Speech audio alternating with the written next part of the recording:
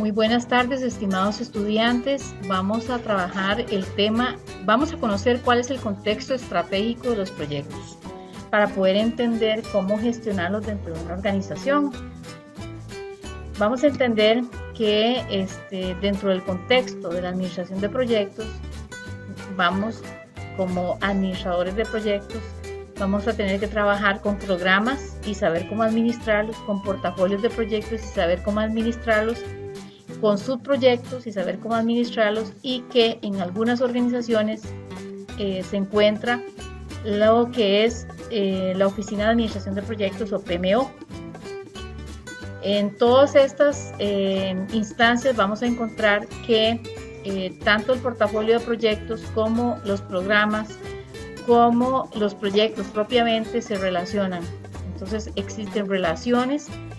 Tenemos que entender cómo los portafolios de proyectos establecen sus propias relaciones con los programas y estos a su vez con los proyectos.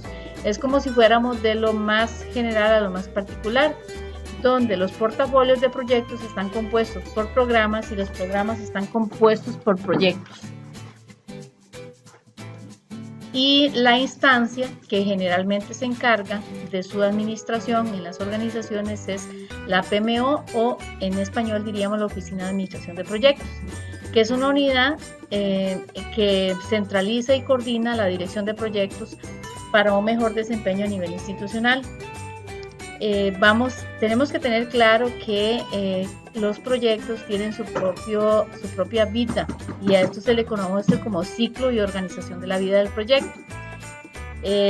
Dentro de estas vamos a tener claro que durante todo este proceso de vida de los proyectos, lo más importante o uno de los aspectos más importantes es reconocer cuáles son las partes interesadas o involucradas, o como se le llama en inglés, stakeholders, o que también podríamos determinarlos como actores claves.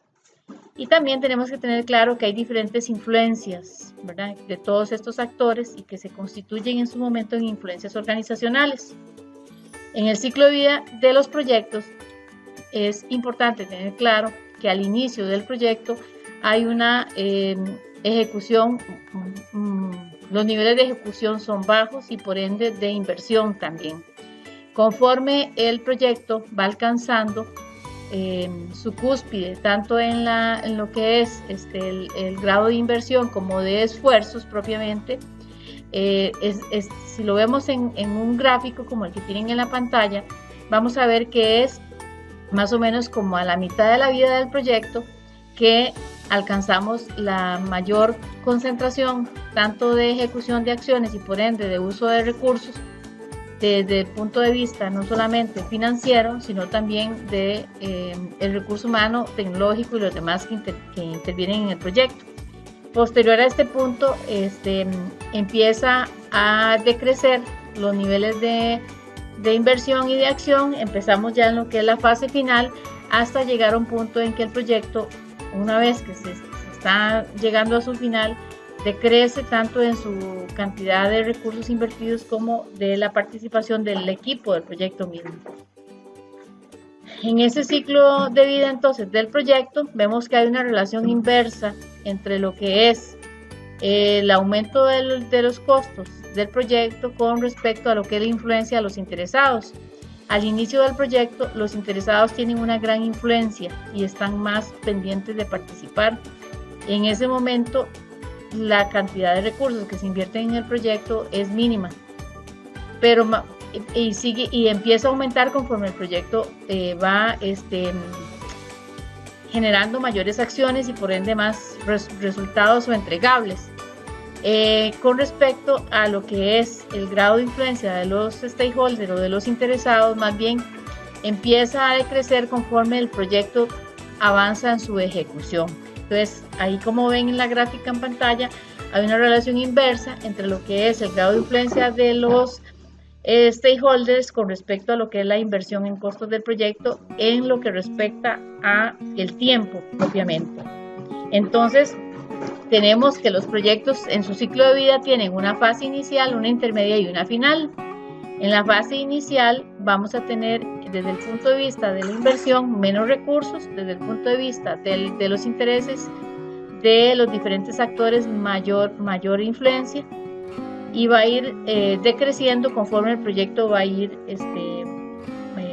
aumentando su cantidad de acciones y de ciclo de vida, y por ende va acercándose a su etapa final. Entonces tenemos que tener claro que los stakeholders o los interesados del proyecto siempre van a ser personas u organizaciones que participan de forma activa en el proyecto, porque sus intereses pueden verse afectados o beneficiados como resultado de la ejecución del proyecto.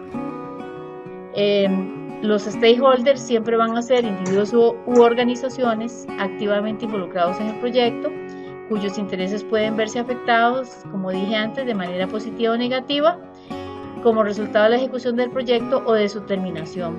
Entonces, la gerencia del proyecto, sus administradores, el equipo, debe identificar a esos individuos u organizaciones y determinar cuáles son sus necesidades y expectativas, y posteriormente deben manejar e influenciar esas expectativas para asegurar el éxito del proyecto.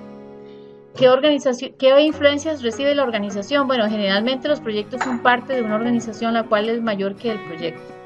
Algunos ejemplos de organizaciones son, por ejemplo, las corporaciones, las agencias del gobierno o instituciones públicas, los organismos internacionales, las asociaciones de profesionales, asociaciones que se juntan por intereses, como por ejemplo en común, como las ambientalistas, sindicales, etcétera. Siempre van a ser influencias organizacionales. Entonces, dentro de esto tenemos que tener claro que un equipo de proyecto, una organización, va a echar a andar un proyecto con una estructura propiamente. Tiene que crear una estructura. Entonces, las tres formas más comunes de poder definir una organización siempre van a estar a partir de lo que es ya sea un grupo que gerencia el proyecto o una persona exclusivamente como gerente de proyecto, que va a tener su staff. Entonces ahí en la figura que ustedes están viendo pueden ver estas diferentes formas de organizarse desde el punto de vista propiamente de un organigrama. Entonces, en la primera forma, donde tenemos una persona que es la coordinadora, que es un project manager, vemos que en el organigrama se hace acompañar de un grupo staff. En la segunda forma, que es de una manera más matricial, vemos cómo la organización del proyecto puede estar a partir de cada uno de los equipos staff y no dependiendo de un project manager que funge como administrador del proyecto. Es una forma matricial. Y una organización más balanceada matricialmente, pues reconoce lo que es los staff con un project coordination, o bien propiamente un project manager, pero siendo parte del propio staff. Entonces, cuando se tiene una organización matricial fuerte, como la imagen que ustedes tienen en pantalla, vamos a tener a nivel matricial un project manager con grupos staff a su cargo, y a su vez estos grupos pueden tener un profesional o una profesional que coordina. Esa es la forma organizacional matricial más fuerte. Hay otra forma que es la organización compuesta. Cuando es una organización compuesta, vamos a tener una forma matricial con grupos staff y un project manager, y a su vez vamos a tener grupos staff que se organizan por aparte, generando subespecialidades o proyecto A o proyecto B con una coordinación.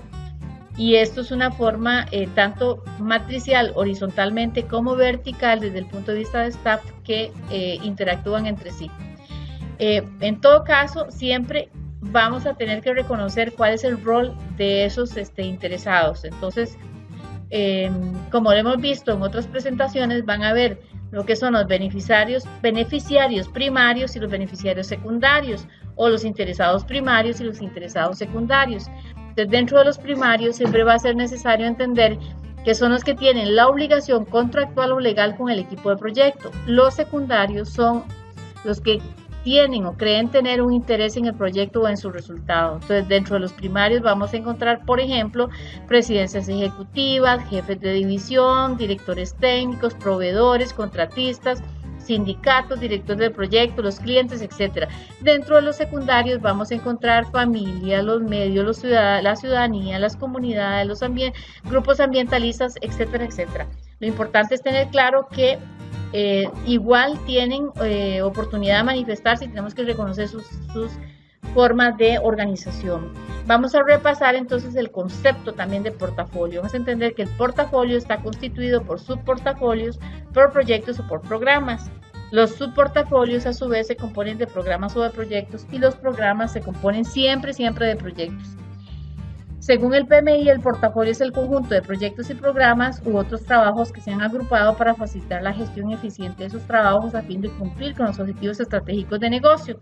Los programas o proyectos del portafolio no son necesariamente interdependientes o deben estar directamente relacionados. El programa es un grupo de proyectos relacionados cuya gestión se realiza de manera coordinada para obtener beneficios y control que no se obtendría si se gestionan en forma individual. O sea, existe complementariedad en esos proyectos y eso es lo que justifica que exista un programa. Los programas pueden incluir elementos de trabajo relacionados que están fuera del alcance de los proyectos diferenciados del programa. O sea, que no necesariamente todos los mecanismos que están dentro del programa tienen que ser de alcance de todos los proyectos. Algunos proyectos podrán tener mecanismos que no están directamente involucrados en el programa. Entonces, en las organizaciones va a haber una administración estratégica, táctica y operativa. Desde el punto de vista estratégico, lo que interesa es precisamente conocer cuál es la estrategia del negocio o de la organización para a partir de ahí, en la forma táctica, definir cuál es la administración del portafolio y la administración de los programas para que ya en la parte operativa lo que se puedan administrar sean los proyectos. Entonces va igual de lo más general a lo más particular. Desde el punto de vista de las funciones para esos tres componentes vamos a entender que los portafolios priorizan proyectos, crean multiproyectos, analizan las métricas del proyecto y del portafolio. Los programas coordinan proyectos, generan un cronograma de recursos, hacen reporte de multiproyectos. Los proyectos propiamente tienen un cronograma general, un cronograma de recursos, un presupuesto y informes de avance.